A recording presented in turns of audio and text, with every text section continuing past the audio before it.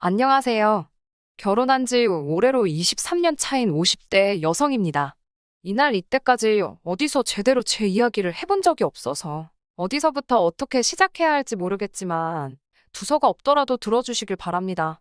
처음엔 친정에 얘기를 하고 털어버릴까, 친구들에게 하고 털어버릴까 생각도 안 한 것은 아니지만 그것도 그때뿐이지 결국엔 제 얼굴에 침 뱉기가 되지 않을까 싶어서 쉽지가 않더라고요. 그래도 다행인 건 남편만큼은 제 편이고 저를 이해해준다는 거예요. 하지만 역시나 살아온 지난 날들에 회의감이 든다고 해야 할지 제 마음을 저도 한마디로 딱 정의 내리기 어려울 만큼 복잡하고 어렵다 싶습니다. 남편하고는 오래전 직장 생활을 하다 만났습니다. 남편은 사내에서도 나름대로 인기가 있는 사람이었고 저는 솔직히 예쁜 얼굴은 아니라서 남편처럼 좋다 하는 사람이 있고 그런 것은 아니었어요. 그런데 그렇게 같이 직장을 다닌 지 3년인가 되었을 무렵 남편이 저더러 만나보고 싶다고 하대요.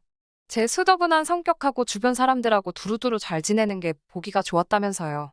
저는 생각지도 못한 남편의 말에 떨리기도 했고 부담스럽기도 해서 처음엔 남편을 밀어냈는데 그런데 남편이 2번이고 3번이고 다가오는 거예요. 그래서 남편이 저를 정말 좋아하는가 보다 싶어서 결국 사귀기 시작했고 사귄 지 1년도 안 돼서 시댁에 인사 가고 그렇게 일사천리로 부부의 영까지 맺게 되었습니다. 남편은 사남매 중 둘째로 위로 형 하나 누나 하나 그리고 아래로 여동생 하나 그렇게 있었어요.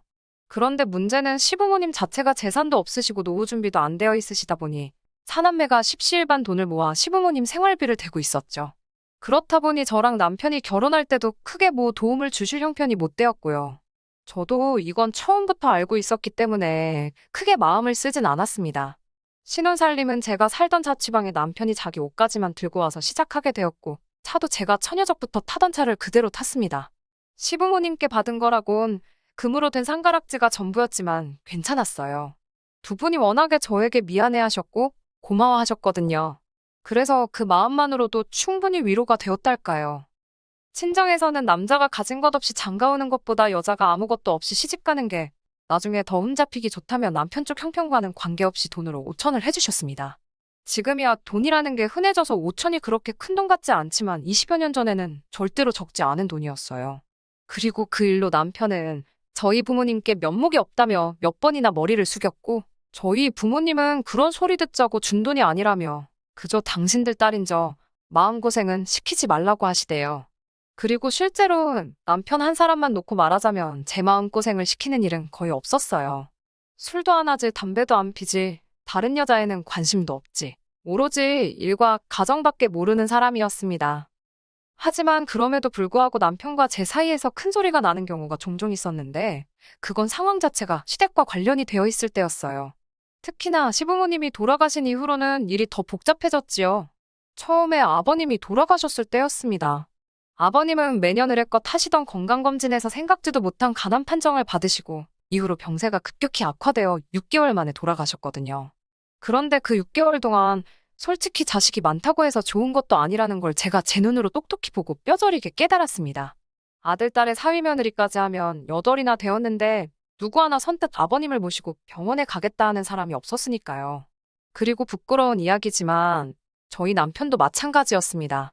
물론 제 남편인 만큼 대변을 해보자면 그 시기에 남편이 다니던 회사가 상황이 좋지가 못했어요. 당사자의 의사와는 관계없이 회사에서 대규모 구조조정이 단행되기도 했고요. 저는 진작에 애들 육아로 인해 회사를 관두고 전업주부를 하고 있던 상황이었으니 한마디로 저희 애들까지 해서 3사람이 남편 하나만 바라보고 있던 상황이었지요. 그래서 남편은 휴가니 뭐니 그런 것들로 괜히 눈에 띄고 싶지 않다고 했고 그리고 저는 남편이 벌어다주는 돈으로 생활을 꾸리는 사람으로서 그런 남편에게 자식이 돼서는 어떻게 그럴 수 있니 엄니를 따지며 한마디로 자식된 도리를 하라는 그런 잣대를 들이댈 입장이 못 되었달까요. 그리고 사정이 그렇다 보니 남편의 형, 그러니까 아주버님네도 이해가 안 가는 것은 아니었습니다. 일단 아주버님네 경우 형님이 애를 데리고 해외에서 지내고 있었고 아주버님은 기러기 아빠였는데 기러기 아빠한테 솔직히 뭘 제가 기대했겠어요? 그렇다고 하나 있는 아들 공부 좀 시켜보겠다고 나간 형님더러 제가 뭐라고 들어와라 마라 할 상황도 못 되었고요. 그리고 그런 의미로 시동생에게도 기대치가 없었습니다. 시동생도 저희 남편처럼 외벌이의 직장 생활을 하고 있었으니 본인은 바빠서 못한대지. 그러면 시동생 대신 동서라도 좀 도와주면 겠는데 동서는 뭐 가타부타 말이었고 그리고 동수한테 뭐라고 해도 시동생이 해야 하는 거지. 제가 나설 자리는 아니잖아요. 그래서 뭐, 말을 못했죠. 그리고 솔직히 신우는 남편보다 2살이 많았는데, 당시 저희 첫째랑 비슷한 나이대에 아들을 키우고 있었어요. 그리고 하는 말이, 애는 엄마가 키워야 하지 않겠냐면서 자기는 애를 키워야 돼서 병간호는 못한다고 하는 거예요. 솔직히 그 이야기를 들었을 땐 한마디로 황당 그 자체였습니다. 제 손으로 자식 키우는 거야 당연한 거고 틀린 말은 아니었지만 아무리 그래도 그렇다고 부모를 나몰라라 하나 싶은 게 참으로 황당했달까요? 하지만 제가 신우랑 뭐 시시비비를 따질 것도 아니고 해서 그래. 그냥 내가 한다. 내가 하자. 그렇게 됐던 겁니다. 제가 유별나게 착해서도 아니고 희생정신이 강해서도 아니었네요. 말 그대로 아버님이 그래도 저를 애틋해 하셨고 저희 애들도 예뻐해 주셨고 그리고 그걸 떠나서라도 인간 대 인간으로 자식들이 나몰라라 하는 상황을 아시게 될까봐 그게 마음이 쓰였거든요. 그래서 그냥 제 스스로 후회 남지 않을 만큼만 하자는 생각으로 아버님을 챙겨드렸습니다. 하지만 제 정성이 부족했던 건지 결국 반년 만에 돌아가시대요. 그런데 아버님 돌아가신 이후에도 남편을 제외하고는 저한테 말이라도 고생했다 수고했다 하는 사람이 없었습니다. 그저 그 와중에 자기 앞으로 뭐 콩고물이라도 떨어질까 그 생각만 하는 눈치들이었어요. 뿐만 아니라 정작 어머님이 제사 이야기를 꺼내자 또 다시 약속이라도 한 듯이 조용해지는 걸 보고 있자니 정말 질리대요. 그래서 제가 하겠다 했습니다. 그거 뭐 매달 지내는 것도 아니고 1년에 몇 번이나 되나 싶어서 덕 쌓는다 생각하고 제가 하겠다 했어요. 다시 한번 말하지만 제가 유별나게 착해서도 아니고 저도 나름대로 바라는 게 있어서 한 거예요. 아버님이 어디선가 저희 가족을 지켜주시겠지 하는 뭐 그런 걸 바랬달까요. 그리고 그렇게 흐른 세월이 자그만치 10년이 훌쩍 넘었습니다. 그 긴 세월 동안 저희 가족뿐만 아니라 제 친정에도 그리고 시댁 식구들에게도 이런저런 크고 작은 일들이 있었죠. 그런데 이렇게 표현하자면 좀 그렇지만 친정은 나날이 사정이 나아진 반면 시댁은 그렇지가 못했어요. 일단 친정의 경우 친정어머니가 언젠가 재개발 승인만 나면 대박이 날 거라며 꼭 쥐고 계시던 아파트가 있었는데 그게 정말 재개발 승인이 나면서 순식간에 집값이 2배도 넘게 올랐거든요. 그리고 그런 과정에서 여윳돈이 생기신 친정어머니가 애들 대학학비에 보태라고 목돈을 저에게 쥐어주셨지요. 뿐만 아니라 저희를 데리고 유럽이며 어디며 해외여행도 가주셨네요. 솔직히 저희도 먹고 살기가 아주 빠듯한 것은 아니었지만 그렇다고 여유가 있는 편도 아니다 보니 남들 다 가는 해외여행도 2-3번인가 밖에 가본 적이 없었는데 친정어머니 덕에 애들도 세상 구경하고 저희 부부도 좋은 추억도 만들고 그리고 말씀하시길 친정부모님 2분 다 돌아가시면 이 재산은 다 제 것이지 않냐며 저더러 너무 아둥바둥 살지 말라고 하시는 거예요. 저 정말 맹세컨대 그 재산이 제 것이라 생각한 적 없습니다만 그래도 그 말씀이 힘이 되는 건 사실이었어요. 그런데 반면에 시댁은 아버님이 돌아가신 이후로 어쨌든 사남매의 사이가 그렇게 좋지는 않았던 게 사실이에요. 일단은 앞서 말씀드린 대로 재산 문제로 서로 할 말 못할 말이 오고 가버렸으니까요. 그러다 몇 년 후에는 어머님이 교통사고를 당하셨는데 그때도 누구 하나 나서는 사람이 없었습니다. 심지어 그때는 아버님 때와는 달리 손자 손녀들도 제법 어른티를 내던 때였는데 말이죠. 그래서 결국 또 제가 하게 되었습니다. 그리고 이때도 그냥 어머님이 저희 애들을 많이 예뻐해 주셨으니 받은 사랑 돌려드린다는 심정으로 병간호를 도맡은 거지. 별다른 뜻이 있어서도 아니고 그렇다고 제가 착해 빠져서 그런 것도 아니었어요. 물론 이유가 어쨌건 간에 남편은 무척이나 고마워했지만요. 그리고 지금도 아버님이고 어머님이고 2분 수발 들고 한 거에 대해서는 이만큼의 후회도 없습니다. 사람이 어떻게 늘 손익을 따지며 살 수 있겠어요? 가끔은 그저 마음이 시키는 대로 따라갈 수도 있는 거죠. 하지만 어머님 또한 사고의 정도가 심했던 탓에 결국 다시 일어나지 못하시고 1달 만에 세상을 떠나셨습니다. 그리고 이후의 일은 말해 뭐하겠나 싶을 정도로 아버님 때와 똑같이 흘러갔어요. 아버님 제사를 이미 제가 맡아 치르고 있었으니 어머님 제사도 당연하다는 듯 제 몫이 되었죠. 하지만 이 또한 저에게 문제되는 일은 아니었습니다. 그리고 솔직히 제가 아버님 제사를 치룬 덕이라고 말하기도 그렇지만 그래도 그게 저는 나름대로 덕을 쌓은 거라 생각했거든요. 그래서인지 저희 애들이 어디 하나 아픈 데 없이 건강하게 자라서는 대학도 좋은 대학을 갔어요. 특히 첫째는 졸업도 하기 전에 변리사 자격증을 따면서 나름대로 탄탄대로를 걷게 되었고요. 둘째도 의대에 입학하면서 저나 남편에게 큰 자랑거리가 돼주었습니다. 그리고 이 모든 게 남편은 제가 평소에 마음을 굳게 써서 아이들이 복을 받은 거 아니겠냐고 말해주대요. 사실 아이들의 노력이 없었으면 불가능했을 일이지만 그래도 가장 가까운 사람이 그 공을 제 몫으로 돌려주니 기분이 싫지만은 않았어요. 그런데 이게 욕먹을 일이 될 줄은 몰랐습니다. 얼마 전에 있었던 일이었어요.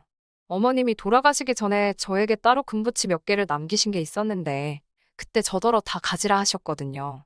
솔직히 재산적 가치로 치면 돈 1,000만 원이 적다는 건 아니지만 그 정도나 될까 모르겠어요. 하지만 배 아파 낳은 자식들보다 며느리인 제가 헐났다면서 고맙다고 주신 귀한 선물이었습니다. 그런데 제가 솔직히 그걸 차고 다닐 것도 아니고 해서 서랍 한쪽에 보관해뒀었거든요. 그런데 엊그제 서랍 정리를 하다가 문득 그 상자가 눈에 띄어서 이런저런 생각을 하다 보니 마음이 영 편치가 않대요. 다른 사람은 몰라도 신우는 딸이기도 하니까 어머님이 얼마나 그리울까 싶어가지고요. 원래 모자 사이도 특별하지만 모녀간엔 말로 설명할 수 없는 뭔가가 있잖아요. 그래서 신우에게 시간 날 때 우리 집에 한번 오라고 했어요. 줄 게 있어서 그렇다고요. 그리고 그렇게 신우가 저희 집에 왔는데 어째 집에 들어올 때부터 표정이 영 좋지가 않대요. 그래서 왜 그러나 하고 생각을 해보니까 저희가 얼마 전에 좀 큰 평수로 이사를 했거든요. 그리고 집들이는 따로 하지 않았다 보니 신우가 이사한 저희 집엔 처음 와본 상황이었고요. 신우는 이리저리 눈을 굴리며 저희 집을 둘러보더니 잘해놓고 사네 하면서 콧방귀를 뀌었습니다. 그리고 그런 신우의 반응을 보고 있으니 난감하기도 했고 민망하기도 했고 그래서 그냥 멋쩍은 듯 웃어 보였어요. 그리고 이윽고 남편과 저 그리고 신우네외가 자리에 둘러앉아 이런저런 이야기를 나누게 되었습니다. 저는 어머님이 남기신 것들에 대해서 언제쯤 얘기를 꺼내야 하나 싶어서 기회만 엿보고 있었고요. 혹시나 이상하게 오해를 하진 않을까 싶어서 말을 꺼내기가 조심스러웠으니까요. 그런데 그때 신우가 먼저 저한테 자기가 할 말이 있답니다. 그래서 해보라니까 자기 아들 소식은 들었냐는 거예요. 사실 시조카가 그래도 어떻게 고등학교까지는 마쳤다는 이야기를 들었습니다. 그런데 이후로 대학도 안 가고 그렇다고 자기가 뭘 배우려고 하는 그런 의지도 없고 그러다가 어디 술집에서 만난 여자를 임신을 시켰다는 이야기를 들었어요. 그런데 그 여자가 애 낳고 얼마 되지 않아 도망을 갔다나 바람이 났다나 원래는 애 낳고 좀 살다가 식을 올리네 어쩌네 했었는데 말이에요. 아무튼 그래서 결국 시조카가 애를 키우기로 했고 그래서 신우네 집에 들어가 산다는 이야기까진 어찌저찌 듣긴 했었죠. 근데 뭐 솔직히 좋은 이야기도 아니고 해서 아는 체를 하기도 그렇고 정말이냐 어떻게 된 거냐 물어보기도 그래서 가만히 있었거든요. 그런데 저더러 다 알지 않냐면서 자기가 생각해보니까 그게 다 저 때문이랍니다. 솔직히 정말 꿈에서도 생각해본 적 없는 말이라서 너무 황당했어요. 그래서 그게 무슨 말이냐고 따졌죠. 그랬더니 저희 첫째나 자기네 애나 고만고만한 나인데 저희 애들 챙길 때 자기 애는 생각 안 나더냐는 거예요. 황당했죠. 아니 잊고 산 건 아니지만 그렇다고 제가 뭐 한다고 매일같이 시조카 생각을 했겠어요. 그리고 제가 순간 말문이 막혀서 제대로 말을 잇지 못하니 신우는 이때다 싶었나 봅니다. 저희 친정이 먹고 살 만한 것도 알고 있었고 그래서 맞벌이도 아닌데도 돈 걱정 없이 살지 않았냐며 참으로 매정하다며 남편하고 저더러니들은 삼촌도 아니고 숙모도 아니라며 그 못돼 처먹은 신보가 저희 애들 앞길 망칠 거라는 거예요. 아니 다들 나몰라라 하는 시부모님 병수발에 제사까지 군말 않고 챙겼으면 말이라도 고맙다는 소리는 못할 망정 헛소리는 하지 말아야 하는 거 아닌가요? 결국 남편이 먼저 신우더러 말 같지도 않은 소리를 한다고 소리를 질렀습니다. 저도 신우더러 그딴 소리나 할 거면 내 집에서 나가라고 했고요.